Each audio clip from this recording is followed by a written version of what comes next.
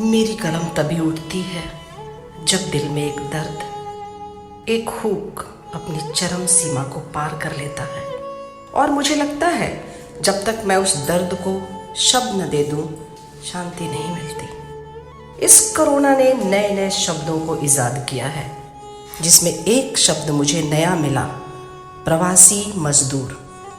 प्रवासी भारतीय सुना था, लेकिन अपने ही मुल्क में हमारे मजदूर कब से प्रवासी हो गए? क्या समय के चक्र ने उन्हें प्रवासी बना दिया? मैं मजदूर हूं, मजबूर नहीं, ये नारा आज बेईमानी हो गया। सड़कों पर बिखरे उनकी लाशें, रेल पटरियों पर रौंदी हुई उनके जिस्म के टुकड़े, सड़कों पर खून से लथपथ उनके पैर। कहां तक बयां करूं, उनके सामने हर शब्द बौना हो जाता है। आखिर इन मजदूरों की गलती क्या थी? क्या उन्हें जीने खाने का अधिकार नहीं था? वही पैर जो रोजी रोटी के लिए गांव से निकले थे, आज लहूलुहान होकर फिर उसी पगडंडी पर पहुंचने को बेताब हैं। अपनों के पास ही तो आना चाहते हैं। शायद उन्हें लगता है कि मैं मरूं भी तो अपनी उसी मिट्टी में जहां पलकर मैं बड़ा हुआ हूं, लेकिन किस्मत उन्हें उतनी की भी मंजूरी नहीं दे रहा है। दर दर भटकने को मजबूर उनकी पीड़ा आज मेरी आंखों को भिगो रही है। आज वो गाना याद आ रहा है जब हमारे लोक संगीत में कहा जाता था कि मत जाओ मुझे छोड़कर, मैं तुम्हें पलकों की छांव में बिठा कर रखूंगी।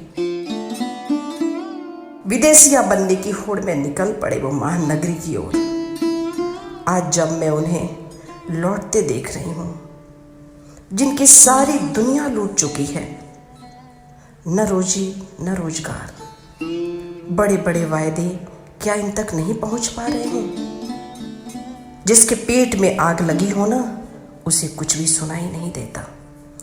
ये वही समझ सकता है जो भूखा रहा हो, जिसकी बीवी बच्चे भूखे उनके सामने बिलख रहे हों। उद्धव भी जब गोपियों को ज्ञान संदेश देने गए थे, तो गोपियों ने उन्हें यही कहा था, तुम्हारा ये संदेश मुझे कड़वी ककरी की तरह लग रहा है, क्योंकि मेरे अंदर तो कृष्ण का प्रेम प्रवाह है, उस पर तुम्हारी किसी बातों का असर नहीं है।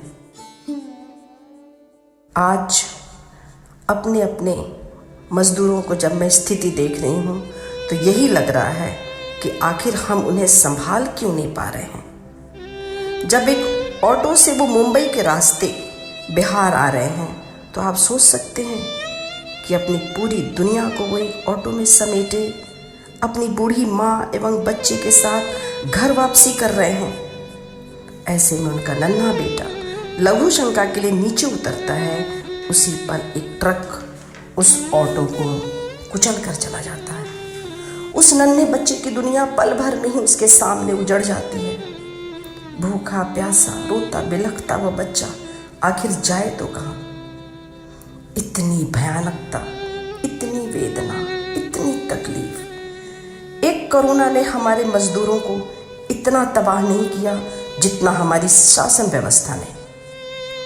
उन भूखे और लाचार लोगों से सोशल डिस्टेंसिंग की बात बेईमानी लगती है। जिन्हें अपनी जिंदगी ही उधार की लग रही हो, उनके सामने बड़ी बड़ी बातें कहना ये शोभा नहीं देता। एक नन्हा सा लड़का जब किसी ने उसे खाने को दिया, तो रोटी के टुकड़े को पकड़कर वो इतना रोया जैसे माँ गंगा उसकी आंखों के रास्ते आज हमेशा के लिए कहीं दूर चली जाना चाहती हूँ। इतना कारुणिक दृश्य। क्या सिर्फ कोरोना ने इन्हें पराजित किया? नहीं, कुछ गलतियां हमारी सरकार की भी हैं, जिन्हें हम आज नज़रअंदाज नहीं कर सकते।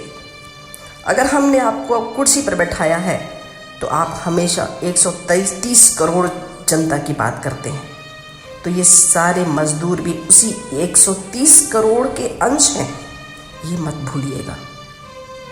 कोरोना आज है, कल चला जाएगा, लेकिन हमारी नाकामी वर्षों तक याद रहेगी।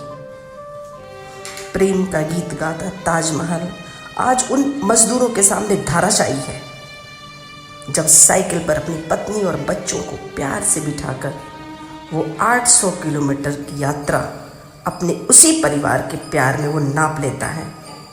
ऐसी मिसाल बिना खाए पिए 250 किलोमीटर धूप में चलना, डंडे लाठी की परवाह न करते हुए अपने बच्चों को आंचल में छुपाए एक माँ की ममता देख कौन सा हृदय चित्कार न करता होगा। बक्से को बिस्तर बना उस पर अपने लाडले को सुलाकर खींचती हुई तस्वीर किसी चित्रकार के लिए तो बहुत ही बहुमूल्य हो सकते हैं, लेकिन उस माँ के दिल से पूछो कि ये बक्से पर सोया उसका लाल भूखा तड़प तड़प कर ही लेटा है। कहाँ तक लिखूं, आंखें भर जाती हैं। कभी लगता है उनके बीच जाऊं, उनसे पूछूं क्यों सब कुछ छोड़कर निकल पड़े, क्या बात हुई थी, क्या अंदेशा था, क्या सड़कों की खाक छानने को मजबूर हो गए, किसने प्रवासी बना दिया तुम्हें। अब तो एक ही प्रार्थना है, हे ईश्वर इनकी रक्षा करो, अब तुम ही इनके सहारे हो। गरीबी आज अभिशाप बनकर हमारी नज़रों के सामने है, शायद ही मैं इसे नकारूं।